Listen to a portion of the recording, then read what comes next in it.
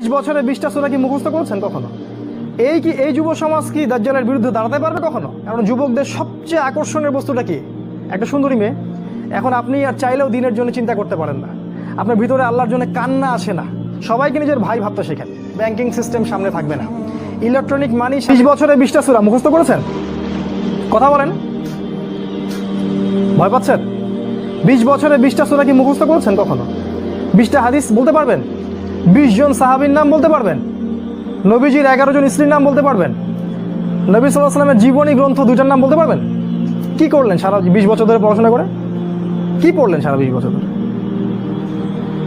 এই যুব সমাজ কি দাজ্জালের বিরুদ্ধে দাঁড়াতে পারবে কখনো? ইহুদি খ্রিস্টান মুশরিকদের যে ঐক্য, এদের বিরুদ্ধে এরা দাঁড়াতে পারবে? এরা আল্লাহর পথে জিহাদ করবে কখনো? তাই মনে হয় আপনার? সুবহানাল্লাহ। কথাগুলো আমি আঘাত করতে এখানে আসিনি, আমি শুধু আপনাদের বিবেকটা জাগ্রত করতে এসেছি যে এমন একটা এডুকেশন সিস্টেম আপনাকে পড়াশোনা করিয়েছে যাতে করে আপনি আল্লাহর পথ থেকে সরে গেছেন এবং ইসলামের বুনিয়াদী বিষয়গুলো সম্পর্কে আপনার জ্ঞান নাই।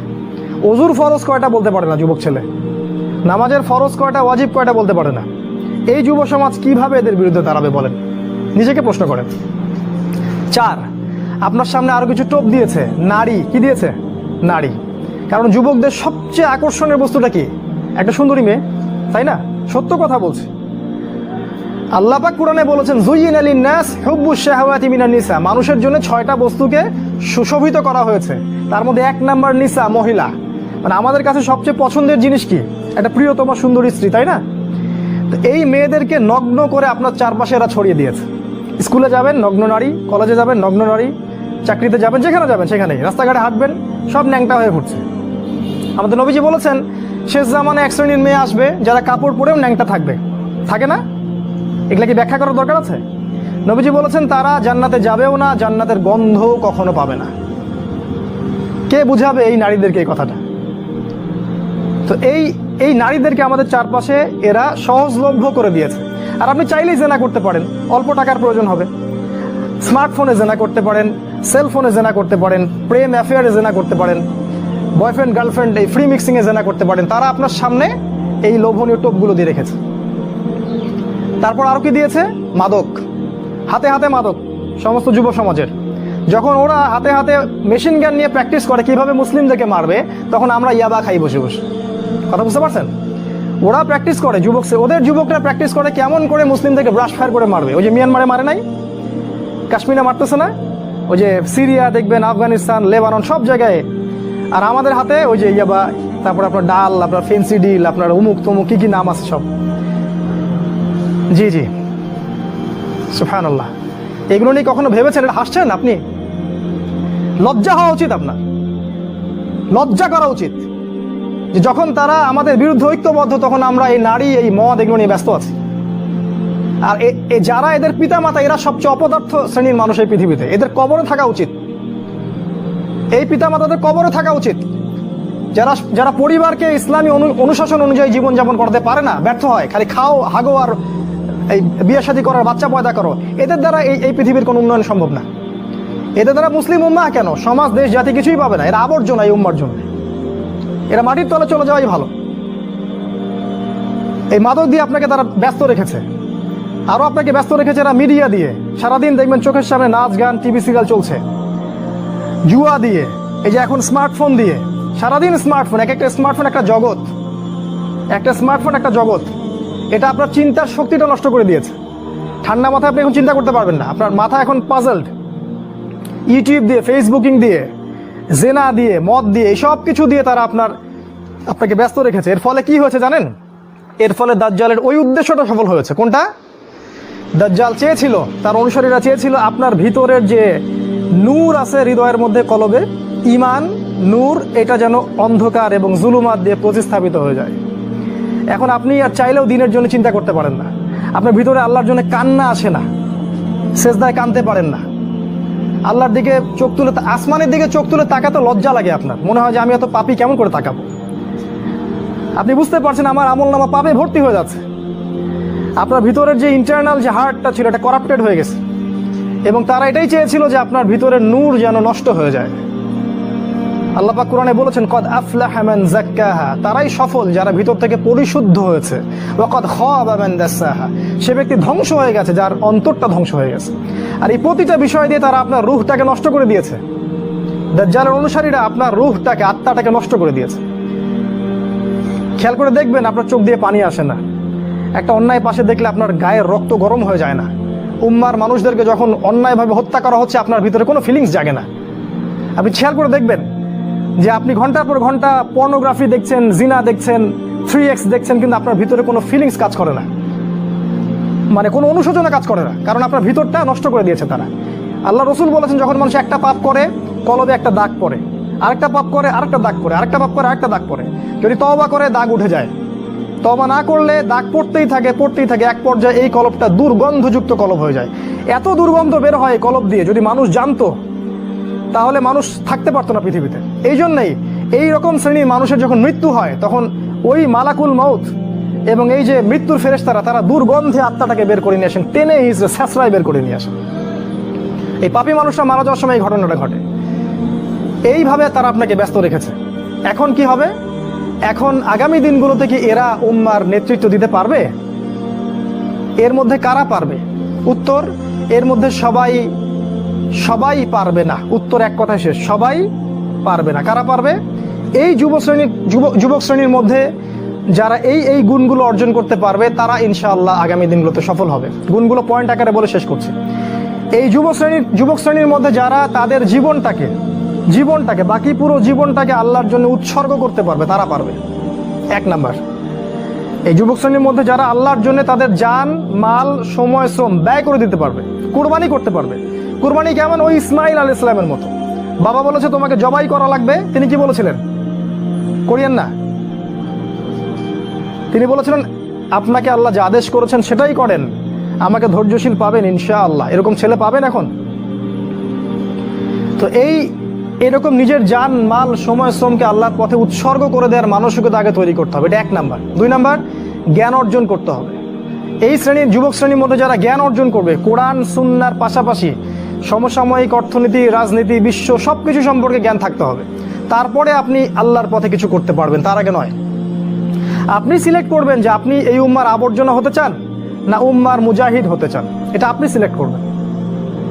আপনি কি চান যে আপনার জীবনটার বিনিময়ে আল্লাহ আপনাকে অনন্তকালের জান্নাত দান করুক, অথবা আপনার এই কাজগুলোতে কেউ বাধা দিবে না, এই পাপ কাজে কেউ বাধা দিবে না, শেষমেশ আপনি জাহান্নামে চলে যাবেন? আপনি কি এটা চান? আমরা কি এটা চাই? তো ইলম অর্জন করতে হবে, ইলম ছাড়া আপনি কাজ করতে আগাতে পারবেন না। তিন নাম্বার, এলেম অনুযায়ী আমল করতে হবে। যা এলম অর্জন করবেন সে অনুযায়ী আমল করতে হবে। শুধু এলম অর্জন করলেই হয় না, ওই অনুযায়ী কাজ করতে হয়। সলাতের পাবন্দি করতে হবে। সলাতের অবস্থা দেখে যা মনে হলো যে এই এলাকার যুবকরা মসজিদে কতজন আসে আল্লাহ ভালো জানে। ফজরের নামাজে যারা আসে তারাই প্রকৃত মুসল্লি। 5 ওয়াক্ত সলাত জামাতের সাথে আদায় করতে হবে। আখলাক চরিত্র হবে রাসূল সাল্লাল্লাহু আলাইহি ওয়াসাল্লামের মতো। সাহসী, ভীরুতা, কাপুরুষতা যেন আপনাদেরকে পেয়ে না বসে। জ্ঞান অর্জন করে সাহসী হতে হবে, তদনুযায়ী আমল করতে হবে, এবং কোনো অবস্থাতেই পরাজিত হব না এরকম মানসিকতা তৈরি করতে হবে। শয়তান হোক আর ইবলিস হোক আর এই দাজ্জাল হোক আর অনুসারী হোক, কেউই আমাকে ঠেকাতে পারবে না এরকম মানসিকতা তৈরি করতে হবে। তারপরে ইনশাল্লাহ আপনি কিছু করতে পারবেন। প্রতিটা ইবাদত বন্দেগীর ব্যাপারে সচেতন হওয়ার চেষ্টা করতে হবে, এটা হচ্ছে আপনার জানা অনুযায়ী আমল। 4 নাম্বার, আদর্শ পরিবার গঠন করতে হবে। জিনা বাদ দিয়ে ছেড়ে দিয়ে তওবা করে ফিরে আসেন, বাবা মাকে বলেন যে আমাকে বিয়ে দিন। আর বাবা মার উচিত তাদের বিয়েটা সহজ করে দেয়া। বিয়ে করুন, সংসার গঠন করুন, দিনদার নেককার ছেলে মেয়েদেরকে বিয়ে করুন এবং সুসন্তান জন্ম দিন, তাদেরকে আল্লাহর পথে দায়ী মুজাহিদ হিসেবে তৈরি করুন। 5, হালাল রিজিকের ব্যবস্থা করুন। ওই হারাম ব্যাংকিং সেক্টর থেকে চাকরি থেকে রিজাইন দিয়ে দিন। যে সেক্টরে হারাম আছে, ঘুষ আছে, সুদ আছে, সব ছেড়ে দিন। কার জন্য ছাড়বেন? আল্লাহর জন্য ছাড়বেন। মনে রাখবেন রিজিকের মালিক আল্লাহ, আপনি আপনার রিজিকের মালিক নন। আপনি আল্লাহর জন্য যদি কিছু করেন আল্লাহ পাক আপনাকে তার চেয়ে বহুগুণ দিতে পারেন।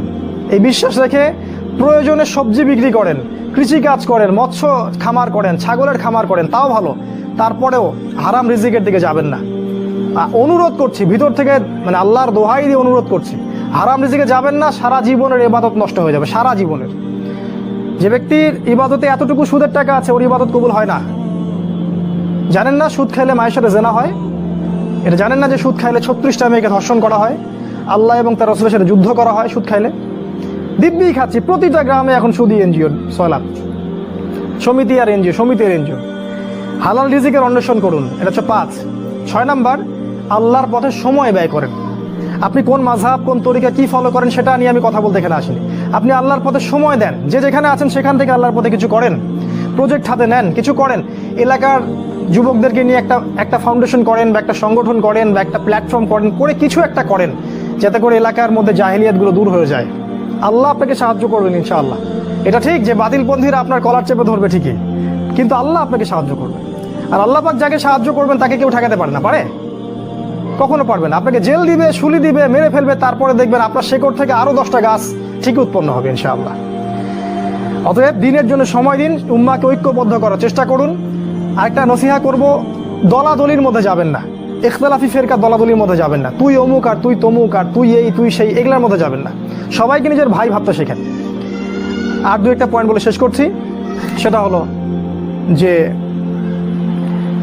শেষ জামানার যে হাদিসগুলো আছে, কোরআন এবং হাদিসগুলো আছে, বই পুস্তকগুলো আছে, এগুলো একটু বেশি করে পড়েন, তাহলে আপনার চোখ খুলে যাবে যে সামনে কি হতে যাচ্ছে।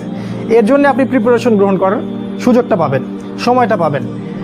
আমার নাসিহা হচ্ছে যে কৃষিভিত্তিক অর্থনীতির দিকে ফোকাস করেন। প্রত্যন্ত জায়গাগুলো যেগুলো আছে গ্রামাঞ্চল, সেখানে জমি কিনেন। শহরমুখী হবেন না, শহরগুলো আস্তে আস্তে ধ্বংস হয়ে যাবে। প্রতিটা শহর আস্তে আস্তে ধ্বংস হয়ে যাবে, ওদিকে ফোকাস করবেন না।